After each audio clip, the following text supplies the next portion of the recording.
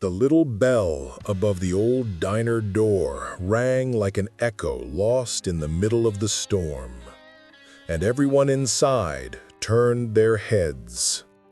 An old man walked in slowly, soaked to the bone, wearing a coat that had seen more miles than any of the men laughing at the back of the room.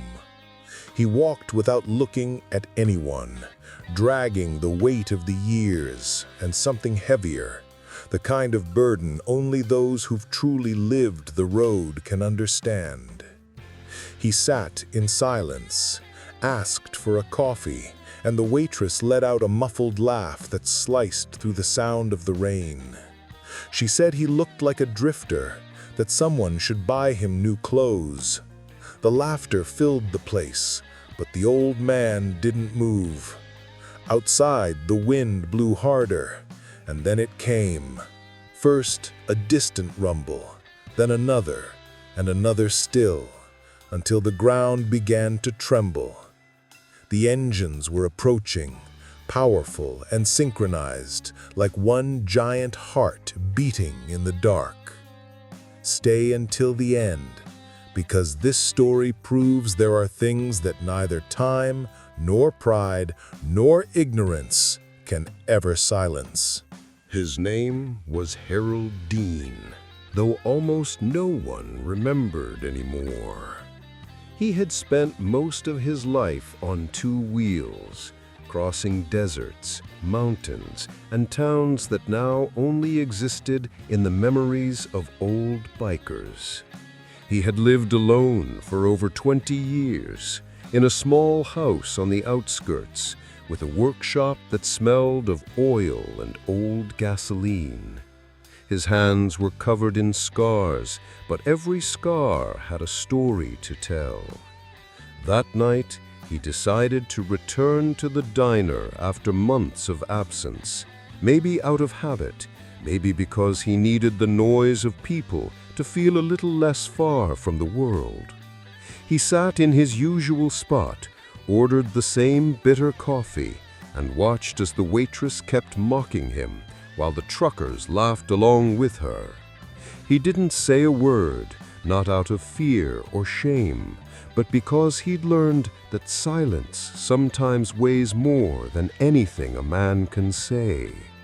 Outside, the rain didn't stop, and the wind seemed to carry something different, as if the past itself was on its way back. Then he heard it, a roar, not from the sky, but from the road, a sound he knew too well. The windows rattled, and for an instant, time stood still. Harold lifted his gaze toward the glass, and in his eyes reflected the lights of several headlights cutting through the rain. The headlights multiplied in the darkness, slicing through the rain like burning blades. And the sound of the engines filled the air until it vibrated. It wasn't noise, it was something deeper, almost like a hymn only those who've lived the road can understand. The waitress looked out the window, her face changing. The truckers froze mid-sip, and the murmur of the storm blended with that growing roar. Harold didn't move. He just took a deep breath, like a man preparing for something he's known would come.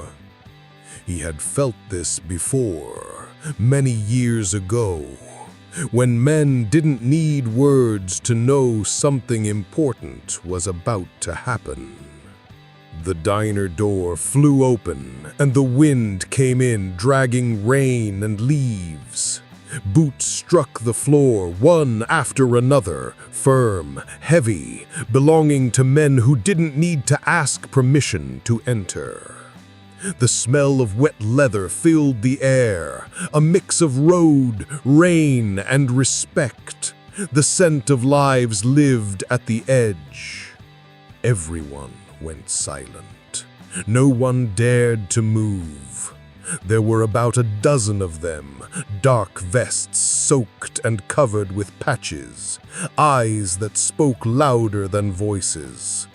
On their chests, the burning emblem of the Hell's Angels gleamed under the neon light. The leader lifted his head and found Harold sitting at the back. Their eyes met, and in that moment time cracked open. There was no surprise between them, only recognition. The biker nodded slowly, and Harold did the same. That was enough.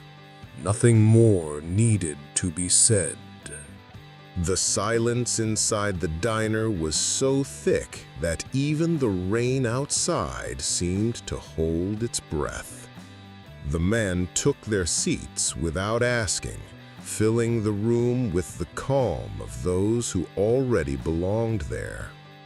The rest of the customers stared, uneasy and fascinated, but none dared to move. The leader, a large man with a gray beard and weary eyes, walked toward Harold. He laid his gloves on the counter and spoke with a voice rough as asphalt. "Didn't think we'd see you around here again." Harold looked up at him, steady and calm. "Didn't think you still rode this far south." A long pause followed, one of those silences that carries years inside it. They looked at each other like men who had shared more than roads, men who understood that life had separated them, but never completely. The waitress, pretending everything was normal, approached with a nervous smile. "What will it be, boys?" One of the bikers glanced at her with a barely visible smirk and said slowly, "Coffee for everyone, and one for the old man, on the house." She swallowed hard and nodded. The others stayed frozen, not knowing what to think. The leader turned toward the room and spoke without raising his voice, but his tone filled every corner. "People forget too easily. This man gave his life to the road when most of you didn't even know what respect was." Harold lowered his gaze to his cup, as if those words had taken him far away, to another time when the roar of engines was his only companion. If you believe loyalty still matters, subscribe to Hell's Road, because stories like this don't end here. The waitress returned with the coffee, her hands trembling as she carried the cups. The air smelled of rain, leather, and old gasoline, that scent that warns you something big is about to happen. The steam rose slowly, as if time itself had decided to slow down just to watch what was unfolding. Harold took his cup with both hands, feeling the warmth seep into his worn skin. In front of him, the leader watched silently. No words were needed, because they both knew this meeting wasn't a coincidence. The biker lifted his cup slightly toward the old man. "Still drink it black, huh?" Harold nodded. "Some things never change." For a few seconds, no one spoke. The hum of the rain filled the room again. The neon flickered above them, and the air felt heavier, sacred. It was the kind of silence only men who have shared the road can understand. They wore their colors like a second skin, a promise stitched with fire and thread, a vow that needed no explanation. It wasn't just a vest, it was a story, a life, a way of seeing the world. And you, listening to this story, You can carry a piece of that same spirit, because brotherhood isn't measured in miles, but in what you carry inside. The official Hell's Road gear is linked below, made for those who understand that respect isn't spoken, it's earned. The leader set his cup down gently, his eyes still locked on Harold. "It's been too long," he said quietly, "and this town needs to remember who you were." The old man lifted his gaze, and in his eyes a spark flickered, the same fire that once lit the highway when his name was still spoken with respect. The leader stood up slowly, and the sound of wet leather followed his movement. The neon light flickered, painting the room in red and shadow. No one spoke. Even the clock behind the counter seemed unsure whether to keep ticking. The biker walked toward Harold, each step leaving a dark, wet print on the floor.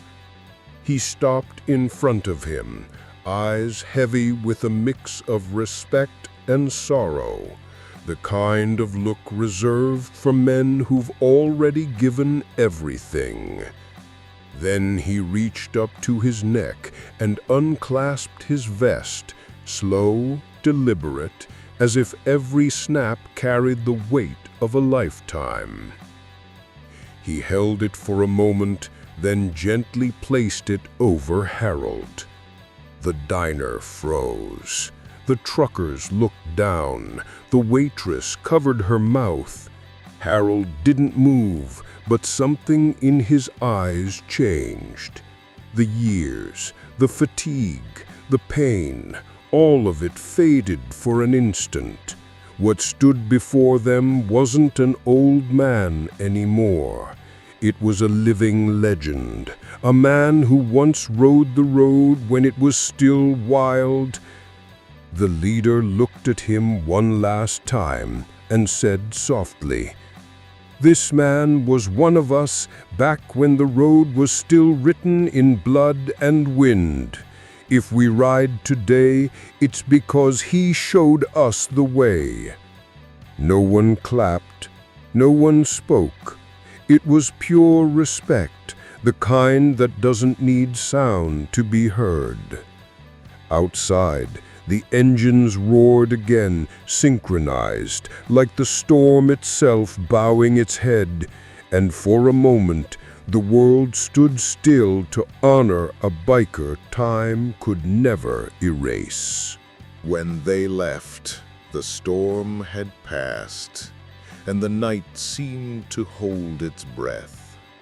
The air smelled of wet earth and gasoline, as if the road itself had just awakened from a long dream. Harold stood by the window, the vest resting on his shoulders, the seams heavy with years and honor. The waitress approached slowly, unsure what to say, her voice trembling as she whispered that she was sorry, that she didn't know who he was. Harold turned to her, calm, with a serenity born not from pride, but from understanding. "You don't need to know," he said. "Just learn to really see." His words lingered in the air like exhaust smoke at dawn. The engines outside roared together, deep and powerful, as if calling from another time.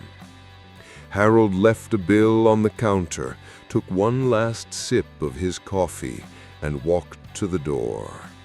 When the bell rang, the wind entered again, soft and almost reverent, as if the night itself bowed before his passing. Outside, the men waited on their bikes, headlights cutting through the dark.